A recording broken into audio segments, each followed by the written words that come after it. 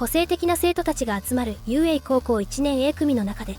今一番注目を浴びているのは誰か知っていますか？やっぱり最終決戦で活躍してるデクとかかっちゃん、あとは轟くんじゃないかな。実は現在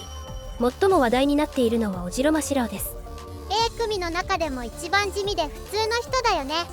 なんで注目されているの？今回は一番地味で普通なオジロマシラオの人物像と注目されている理由について解説していきましょう。それでは行ってみよう。ヒーロー名テールマン、本名オジロマシラオ、誕生日は5月28日の大型で身長は169センチ。好きなものは武術で性格は努力家です。オジロくんって個性派揃いの A 組の中でも唯一普通の人だよね。外見も普通ですし性格も普通にいい人。個性把握テスト7位、学力テスト8位と成績もほぼ真ん中という見た目、性格、成績どこから見ても普通といった印象です。真面目系の性格なら飯田くんとかもいるけど、あの人は真面目すぎてぶっ飛んでるもんね。身長169センチという体格も A 組20人の中でちょうど10番目というキングオブ普通の人、それがオジロマシラオです。身長もちょうど真ん中ってすごいよね。スピンオフ漫画僕のヒーローアカデミアスマッシュでは普通を通り越して影が薄いキャラというのが定着してしまい、花見の場所取りをオジロが一人でしていたのに忘れられたり、遊園地に行った際はみんなと一緒にいたのに影が薄すぎて迷子扱いされたりとかわいそうな扱いを受けています。いろいろ頑張れオジロくん。見た目も性格も普通のオジロくん、個性はどんな感じなのかな？オジロの個性は尻尾です。尻尾か、普通だね。一応異形型に入ると思うのですが、庄司のように見るからに異形でもなく何か特別な力があるわけでもない、至って普通な個性です。ある意味オジロくんにぴったりの個性かもね。過去に轟ショートと対戦した時は一瞬で凍らされてしまい、レベルが違いすぎると言われたことを根に持っており、最終決戦編で轟がダビに勝利した一報を聞いた時ポロッとこぼしていました。しかし真面目で努力家の性格も相まって鍛え上げた肉体と武術の腕前はかなりのものであり、キャラ紹介でもオジロズ全身強いと表記されています。みんなが優秀な個性を持っている中で地味な個性なのにスーパーエリートが集まる UA のヒーロー科に合格しているってこと自体すごいよね。エリート揃いの A 組で学力8位、個性テスト7位というのはオジロがとてつもない努力家だということがわかりますよね。オジロくんってどんな活躍をしているの？オジロは今まで目立った活躍はしていませんが USJ 襲撃事件では多数のヴィラン相手に一人で応戦したり、スピンオフのチームアップミッションでは信楽の崩壊の劣化版の個性を持つヴィランを撃退したりと、地味ながら窮地に立たされた時には底力を発揮して白星を勝ち取っています。チート個性の轟くんや精神を操る真相くんには負けちゃうけど、怠慢ならかなり強いのかもしれないね。 A 組の人たちってみんな個性的だけどさ、キングオブ普通のオジロくんは誰と仲がいいのかな？正確に難がなく基本的には誰とでも普通に仲がいいオジロですが、一番の仲良しといえば葉隠徹でしょう。葉隠ちゃんって透明人間の人だよね。 A 組女子の中でも飛び抜けて明るくムードメーカー的存在の葉隠ですが、ドッキリやいたずらが大好きな彼女にとって普通でからかいがいがあるオジロは相性がいいようで、2人で仲良く話している様子が頻繁に描かれています。 A 組男子だとかっちゃんと霧島くんとか雷くんとミネタとか同性同士の仲良しが多いのに、男女で仲がいいなんて珍しいよね。 A 組ではカップリングを匂わせるペアが複数いて、デクとお茶子、霧島と芦戸、轟と八百桃、雷と次郎など時々恋愛要素を匂わせる程度の学生らしい距離感なのですが、オジロと葉隠に関しては公認カップルと呼んでいいくらいいつも一緒にいる様子が描かれています。ヒロアカアニメのスタッフにもオジロくんと葉隠ちゃん推しの人がいるみたいだね。存在感の薄いオジロと存在自体が見えない葉隠というある意味お似合いのカップルですが、最近あることがきっかけでお城に急激なヘイトが集中しているのを知っていますか？ヘイトって恨まれてるとか妬まれてるって意味だよね。おじろくんって性格もいいはずなのに、なんでヘイトが集まってるのさ。それは葉隠徹の素顔が超絶美少女だったからです。葉隠ちゃんの素顔が可愛かったからおじろくんにヘイトが集まってるってどういうこと？まずはこちらの画像をご覧ください。これは最終決戦で緊迫した戦いが続いている最中、突如少年ジャンプのセンターカラーに投下されたイラストです。本編と何の脈絡もない、むしろ最終決戦になってから一度も登場していない葉隠の素顔が突如フルカラーで公開されたことで、 Twitter のトレンドに葉隠ちゃんというワードが載ってしまうという一種のお祭り状態になりました。確かに可愛いし、ほぼ全裸のムチムチボディにブーツと手袋だけつけてるって、エッチな本でもなかなか見ないようなかなり攻めたイラストだね。このイラストが投下されたことで、ヒロアカファンの皮をかぶったチー牛たちが推しを葉隠に乗り換えまくるという騒ぎが起こり騒然とするのですが、このことが発端で某掲示板におじろ許さないというスレッドが立ち上がり、モテないチー牛たちのおじろへの恨みつらみが書き込まれます。今までノーマークだった葉隠がヒロアカナンバー1美少女だと判明した瞬間、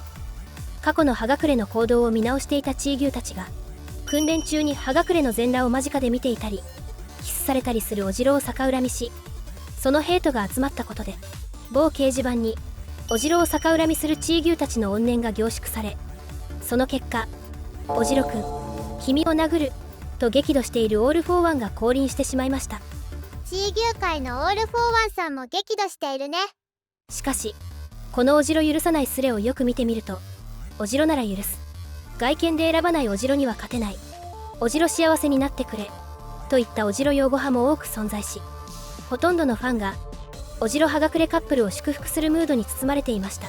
不遇な扱いを受けていたおじろくんの誠実さがみんなに伝わっていたってことだね。しかしおじろに向けられるはずだったチー牛たちのヘイトは行き場を失い、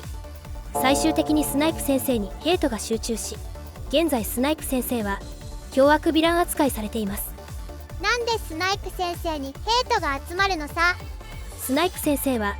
教師と生徒が対戦する遊泳期末試験で葉隠正直組と対戦するのですが、葉隠の起点でスナイプ先生に手錠をかけた瞬間、勢い余って肘で葉隠の胸を触ってしまったことから、おじろよりスナイプ先生を許さないとヘイトが集中しています。みんなの信頼があったおじろくんと違ってスナイプ先生はとんだ災難だったね。チー牛オール・フォー・ワンに狙われているスナイプ先生、頑張ってください。目立った活躍はないけどヒロアカで一番の幸せ者のおじろくんは最終決戦では何をしているの？最終決戦ではヴィランの大軍をヒーロー側が分断することによって各地で局地戦が繰り広げられている状態なのですが、おじろはセロ、佐藤と共に国立タコバ競技場でヴィランと交戦中です。国立タコバ競技場ってどこだっけ？国立タコバ競技場はヒーロー仮免試験が行われた会場です。傑物高校や私決高校など日本各地のヒーロー養成学校が集結し、人命救助や対ヴィラン模擬戦が行われました。夜嵐イナサとかケミー先輩が登場した回だね。ここでは相手のヴィランがまだ明かされておらず、誰と戦うのか明らかにされていませんが、候補となるヴィランが2人います。1人はタルタロス脱獄組のギャシュリーです。ギャシュリーってどんなヴィランなの？このギャシュリーというヴィランは名前とシルエットしか明かされていないのですが、モブヒーロー曰くタルタロス脱獄組のギャシュリーと国枝がいたら危なかったと恐れており、相当凶悪な個性を持ったヴィランだということがわかります。なんか傘みたいなのを持ったのがギャシュリーなのかな？このギャシュリーには実はモデルがいることを知っていますか？アメリカの大人向けの絵本ギャシュリークラムのちびっ子たちに出てくる怪人のような人物がモデルになっています。絵本がモデルなんだ。どんな内容なの？物語というよりかはいろはカルタに近いようなお話なのですが、その内容はおぞましく戦慄するような言葉の羅列が綴られています。内容としてはギャシュリークラムに連れられた26人の子供たちがアルファベット順に死んでいく様子をただひたすら綴るという内容で、例えば A はエイミー階段落ちた、 B はベージルクマにやられたと子供たちの死因を A から Z まで淡々と描かれていくというかなり不気味な内容です。やばすぎる絵本だね。これがモデルのヴィランって相当やばそうな気がするよ。かなり残虐でチート個性を持っているヴィランだと予想できますよね。候補のヴィラン2人目は誰なの？もう一人のヴィラン候補は劇場版第2作ヒーローズライジングに登場したラスボスナインです。ナインって気象を操作できる最強ヴィランのナイン。ナインは劇中で1年 A 組を相手に圧倒的な強さで蹂躙したヴィランで、ドクター・ガラキとオール・フォー・ワンによって9つの個性を同時に操れる劣化版オール・フォー・ワンの個性を付与されていました。映画ではセリョやオジロくんもナインと戦っていたよね。このナインは最終的には死柄木弔によって殺されているのですが、気象操作という最強に近い個性をドクターとオール・フォー・ワンが見過ごすはずないですよね。細胞が死んじゃうっていうリスクもあるけど、こんな個性絶対目をつけているはずだよね。でもさ、劇場版って普通パラレルワールドの世界線で本編とは関係ないんじゃないの？ワンピースやドラゴンボールなど他のジャンプ漫画では劇場版は本編と切り離されたパラレルワールド扱いですが、ヒロアカはそうではありません。実は劇場版に登場したキャラクターは本編に登場することが珍しくなく、その中でも一番有名なのはスター&ストライプではないでしょうか。スターってもともと劇場版のキャラだったんだ。スターは劇場版第1作2人の英雄に登場しており、若かりし頃のオールマイトに助けられたモブキャラの女の子でした。かなり最初の方に出てきた妹を守るお姉ちゃんだ。劇場版で数秒しか出てきていないモブキャラが本編では最強のヒーローとして再登場するなど、堀越先生は劇場版と本編のつながりを大切にしていることがわかります。劇場版第3弾のワールドヒーローズミッションに登場した海外のヒーローたちも本編で登場しており、ヒロアカの世界では劇場版も本編と同じ時間軸で起こった物語だということがこれらのことから証明されています。劇場版1作目と3作目からヒーローが登場しているなら、2作目からは誰が登場したの？実はまだ2作目のヒーローズライジングからは誰も登場していません。というのも2作目では新しいヒーローというのはほとんど登場しておらず、 A 組の生徒たちが主役の物語のため登場させるヒーローが存在しません。1作目と3作目からは結構重要なキャラが出てきているのに、2作目だけ出てきてないってなんか変な感じするね。ナインの存在自体は本編でも後ろ姿が登場しているため劇場版オリジナルヴィランというわけではありません。そしてもう一つ、ナインが最終決戦で登場する伏線があります。最終決戦で死柄木と爆豪の勝負が決着しようとした時、関東、中部、関西地区に気象の乱れが発生しているとアナウンスが入るシーンがあるのですが、この気象の変化がナインの持つ気象変化の個性の可能性はないでしょうか。